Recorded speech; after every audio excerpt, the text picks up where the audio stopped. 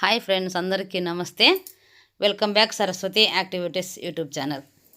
నా పేరు సరస్వతి. అందరూ ఎలా ఉన్నారండి? బాగున్నారు కదా? మేము ఈరోజు అలంపూర్ క్షేత్రానికి వెళ్తున్నామండి. వెళ్ళడానికి కోసం అయితే బస్ స్టాండ్కి వచ్చాము. చూడండి, ఇది మా ఊరి బస్ స్టాండు. బస్ కోసం అయితే వెయిట్ చేస్తున్నాం అనమాట. మన సైడు మనకు శక్తిపీఠం దగ్గర ఉన్నది ఏదంటే అలంపూర్ పుణ్యక్షేత్రం. చూడండి, నైట్ బయలుదేరి వచ్చేసాము. నైట్ ఇక్కడే స్టే చేసామన్నమాట. నిద్ర చేసేసాము మేము. మార్నింగ్ ఇప్పుడైతే 6 o'clock అయింది. తెల్లవారుజామున 5 గంటలకైతే లేచి అక్కడే దేవస్థానం దగ్గర అన్నీ మనకు నది ఉంటుంది, అక్కడ బాత్రూమ్స్ ఉంటాయి. నదిలో స్నానం చేయని వాళ్ళకు నీళ్ళు లేవన్నప్పుడు అక్కడే అంతా స్నానాలు అన్నీ చేసేసి రెడీ అయిపోయి మేమైతే దేవుని దర్శనానికి అయితే వస్తున్నాం. చూడండి, ఎదురుగా మనకు గోశాల కనిపిస్తుంది.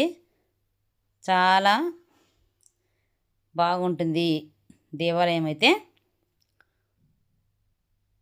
ఇది బాలబ్రహ్మేశ్వర స్వామి ఆలయం. చూడండి, ముందుగా స్వామివారి దర్శనం చేసుకోవాలని అయితే వచ్చేసాం మేమైతే.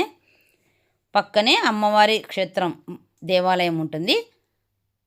అలంపూర్ జోగులాంబ అమ్మవారి దేవాలయం పక్కనే ఉంటుంది. ఇదైతే శివాలయము. ముందుగా మేము బయట ఇలా దీపాలు వెలిగించడానికైతే ఇక్కడ ఏర్పాటు చేశారు. చూడండి, ఇక్కడ దీపాలు అయితే వెలిగిస్తున్నాం అనమాట. ఎప్పుడెక్కనే మనం దీపాలు తెచ్చుకుని ఉంటాము, దీపాలు, ఒత్తులు, నూనె అవన్నీ కదా. మరి వాటిని ముందుగా మనము వెలిగించిన తర్వాతనే లోపలికి వెళ్ళాలన్నమాట దేవాలయంలోకి ఎప్పుడే కానీ. అందుకని మేము ముందుగా దీపాలు వెలిగించి సమర్పణ చేసినట్టుగా ఇలా చూపించేశాను అనమాట. ఇక నెక్స్ట్ చూడండి, ఆలయంలోకి వెళ్ళి దర్శనం చేసుకొని బయటికి వచ్చాము. అక్కడ వీడియో తీసుకోవడానికి అలో ఉండదన్నమాట. బయట ఎక్కడ చూసినా శివాలయాలు ఉంటాయి. ఒక శివాలయం కనిపించగానే ముందు అందులో వెళ్ళి ఆ దేవాలయంలోకి వెళ్ళి శివునికి అభిషేకం చేశాము. నీళ్లు పోసి అభిషేకం చేసి నమస్కారం చేసుకొని బయటకు వచ్చేసాము. ఇంకా ఇక్కడే పక్కనే చూడండి శ్రీకృష్ణ ఆలయము. ఇక్కడే మేము నైట్ పడుకున్నాము. చూడండి, ఈ ప్రాంగణం మొత్తం అంతా కూడా ఆ మండపం చుట్టూ కూడా అందరూ పడుకుంటారనమాట. మొత్తం ఇక్కడ వచ్చిన భక్తులు ఎవ్వరే కానీ చాలా సేఫ్ట్గా అయితే ఉంటుంది. ఇక్కడ చూడండి, బయట ఆలయం ప్రాంగణం చుట్టూతా కూడా ఇలా మహిమాన్వితమైన శివలింగాలు అయితే మనకు దర్శనమిస్తాయి. ఇక్కడ కనిపిస్తున్న అతిపెద్ద శివలింగాలు 2 ఉన్నాయి. చూడండి, బయట ప్రాంగణంలో చాలా ఇష్టం నాకైతే ఈ శివలింగాలను. మనము పట్టుకొని అయితే ఈ విధంగా దర్శనం చేసుకోవచ్చు, నమస్కారం చేసుకోవచ్చు, అభిషేకం చేసుకోవచ్చు.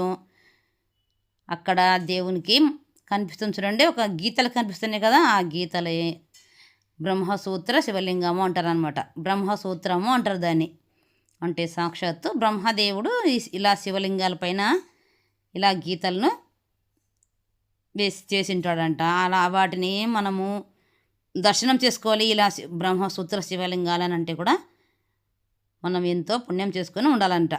అలా అనమాట పెద్దలు చెప్పగా నేనైతే విన్నాను. ఇక్కడికి ఎప్పుడు వచ్చినా కూడా నేను ఖచ్చితంగా ఆ శివలింగాలను దర్శనం చేసుకుంటాను, అభిషేకం చేస్తాను అనమాట.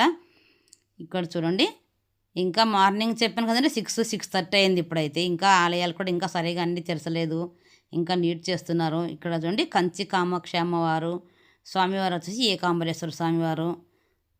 ఈ 2 దేవాలయాలు కూడా ఎదురెదురుగా ఉంటాయి. ఇక్కడ అమ్మవారు చాలా బాగుంటుంది. కంచికి వెళ్ళి దర్శనం చేసుకోలేని వాళ్ళు ఇక్కడ అమ్మవారిని దర్శించుకుంటే కూడా చాలన్నమాట. ఇది మొత్తం ఆలయ ప్రాంగణం. చూడండి, ఇక్కడ అన్ని శివాలయాలే.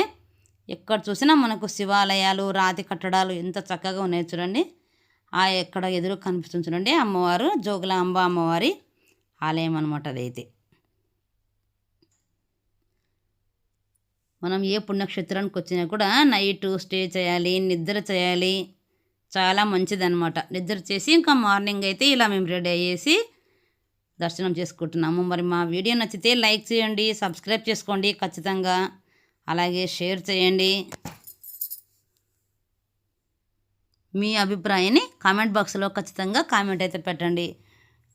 ఇప్పుడు నెక్స్ట్ వచ్చేసి అలంపూర్ జోగులాంబాదేవి అమ్మవారి ఆలయానికి అయితే మేము వెళ్తున్నాము. నెక్స్ట్ వీడియోలో అమ్మవారి ఆలయాన్ని దర్శించుకుంటారు మీరు.